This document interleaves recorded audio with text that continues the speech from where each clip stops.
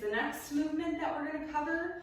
So when you lunge, it's important to pay attention to your foot position, your knee position, and your torso position. So for a lunge, it's a good idea to probably stand close to something that you can hold on to if you're not as stable and you haven't done a lunge before. So to start, step out with your weak leg first. Now, if you're not sure which leg is your weak leg, most people, if they're right-handed, their left side is going to be weaker. Not always, but most of the time. So you can start there. So for me, I'm going to step out with my left leg. We're going to start with a stationary lunge.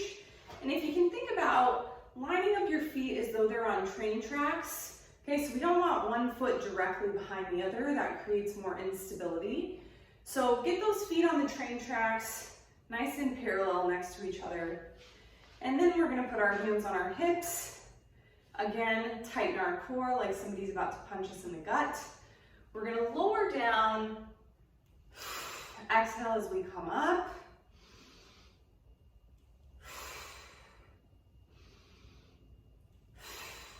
Now, if you notice, my knee is staying in the direction of my toe, and my heel is not coming off the ground. So it's really important with that front foot to keep the heel on the ground the whole time.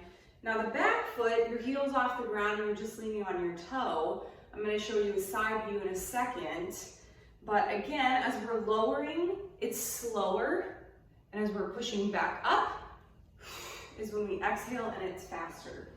So from the side, it looks like this.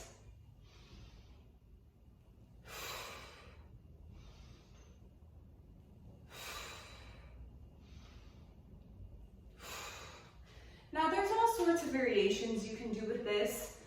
That's a stationary lunge. I would recommend starting with that. You can also hold a weight in the center again, so grab that laundry detergent if you still have it handy. Forward lunges are going to be a little bit more challenging, where you step forward and push back.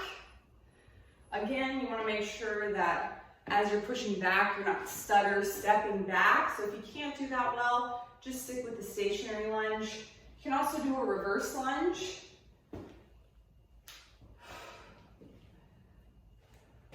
Or a walking lunge. So there's a lot of different types of lunges, but that's the basics on how to do a lunge.